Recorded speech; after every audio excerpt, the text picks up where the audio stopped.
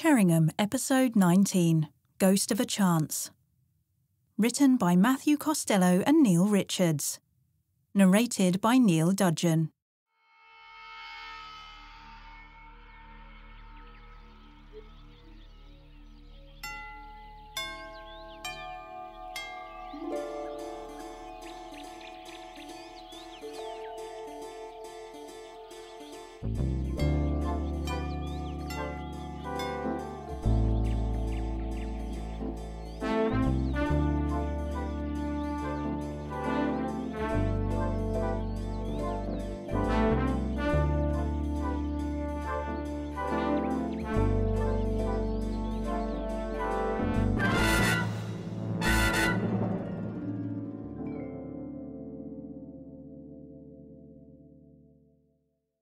Chapter 1.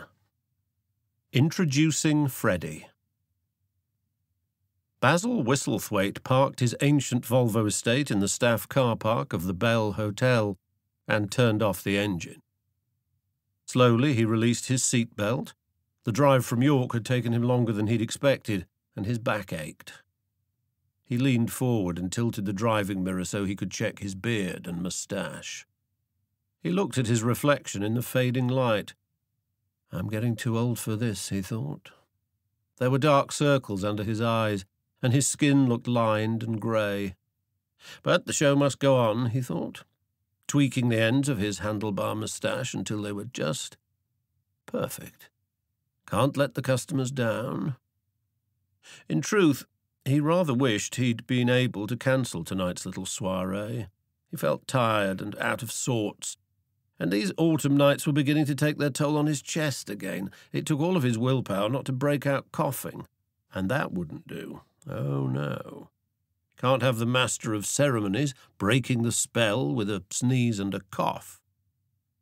He climbed out of the car, picked up his old leather suitcase from the back seat, straightened his tweed suit, and headed across the gravel towards the main entrance of the hotel. At the front door, he paused and took in the place. It was almost exactly a year since he'd last been here, and nothing seemed to have changed. Nothing ever changed at the Bell Hotel. In the misty early evening light, the building looked almost romantic, or what was the word? Gothic. Yes, that was it. Perfect for a haunting. Surrounded by dense, old-fashioned gardens, the grand Victorian house, Cherringham's finest, they used to say, still spoke of the lost wealth of empire. But Basil knew that the dear old Bell was putting a brave face on things. Anyone could see that the paint on the windows was peeling, the gutters hung at unlikely angles, and the roof tiles were crumbling. The carpets and upholstery grew more frayed with each passing year. Happens to us all in the end, thought Basil, but I bet the Bell will still be here long after I've gone. He felt that tickle rising in his lungs and fought back the instinct to cough.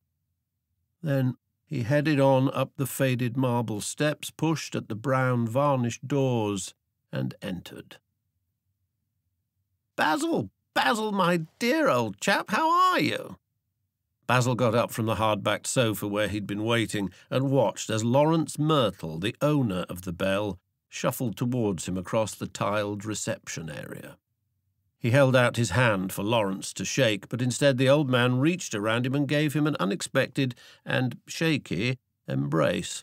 I'm well, said Basil, slightly embarrassed. Soldiering on, you know.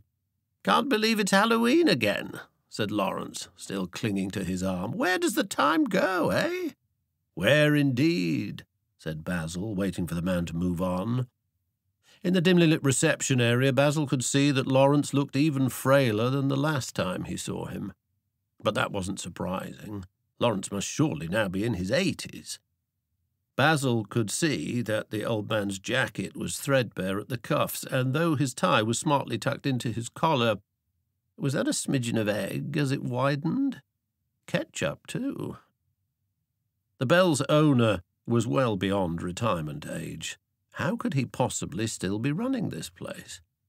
How are the children? Said Basil. Are they around? "Oh, Mandy's in London," said Lawrence. "Don't see much of her. Too busy, apparently. And your eldest?" Basil struggled to remember the name. "Crispin," said Lawrence. "Yes, he's offered some conference back tomorrow. That's why I'm in charge tonight. Toute seule, as our friends across the channel say." "Aha! You will always be the real boss here, Lawrence." That made the owner smile. "They'll have to carry me out in a box," said Lawrence with a hooting laugh that echoed in the tiled hallway. Basil laughed. Then he made a mental note to catch up with Crispin tomorrow after breakfast and book himself into next year's diary. I know who's really running things these days, Basil thought. Crispin keeps the books and signs the cheques. "Were you looking after you properly?" asked Lawrence, waving a hand vaguely in the direction of the reception desk, as if he'd been privy to Basil's thoughts. Basil looked over at the young female receptionist who sat peering at her mobile phone. "Oh, treating me like royalty," said Basil smoothly. "Haven't been up to my room yet, of course. Thought I'd get cracking on preparations first." He picked up his suitcase. "Aha!" said Lawrence. "The old ghostly bag of tricks, eh?" "No tricks required," said Basil, winking. "We can always rely on Freddie to make an appearance." "Ah, well, that's your line and you stick to it," said Lawrence, walloping Basil on the back. "But I've been here 50 years, you know, and I still haven't seen the ghostly fella." "Have to open your mind, Lawrence, then you'll see him." Lawrence grinned and shook his head. "Only ghost I'm likely to see is the blooming taxman, over my dead body, too." "Still up against it, are you?" "We survive somehow," said Lawrence. "Events like yours, damned useful, you know. A bit of extra cash, couldn't do without it." "Happy to be here, as ever," said Basil. "What sort of numbers we got tonight?" "Oh, sold out, old boy. Tickets went like hotcakes." "Excellent," said Basil. "Same room as last year?"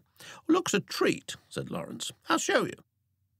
Basil followed as Lawrence turned and shuffled away at surprising speed towards the dining room.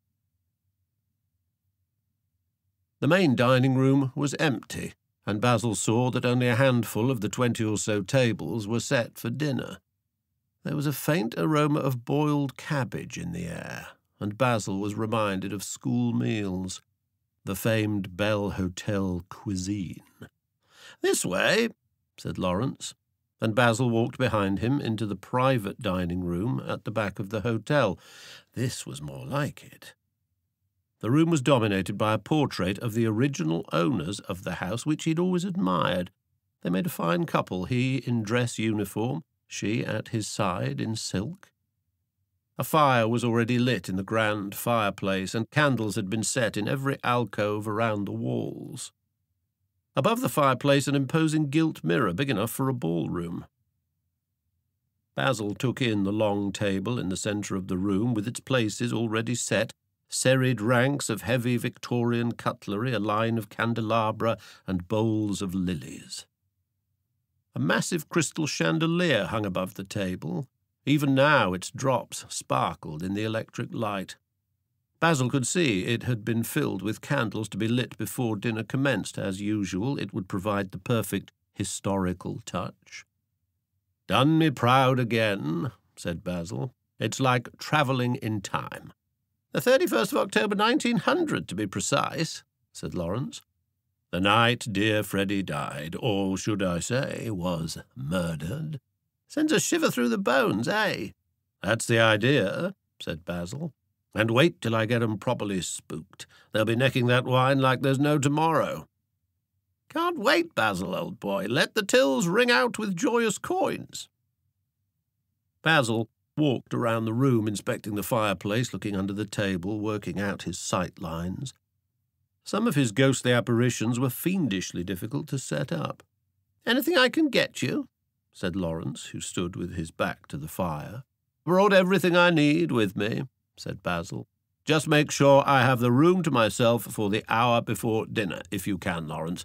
Tell Mr. Stover not to disturb me." Basil was no fan of Lawrence's long-serving number 2. Uncouth? Lout?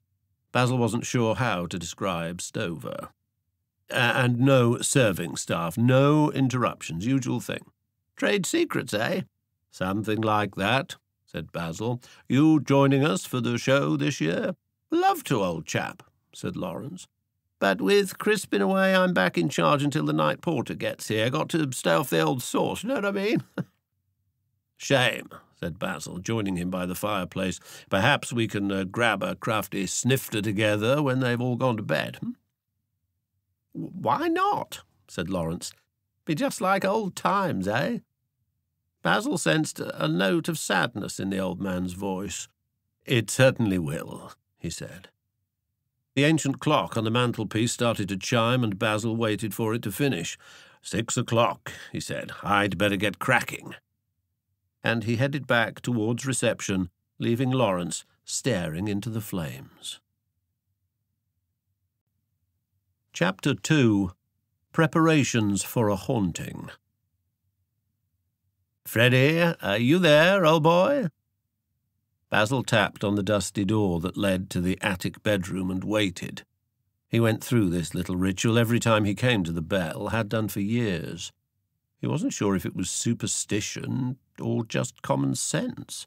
His whole act here, the soirée, as he liked to call it, was built upon the tragic story of Freddie Rose. This had been Freddie's bedroom all those years ago, and where they'd found his body. So Basil felt it was only courteous to include the long-dead servant in the event.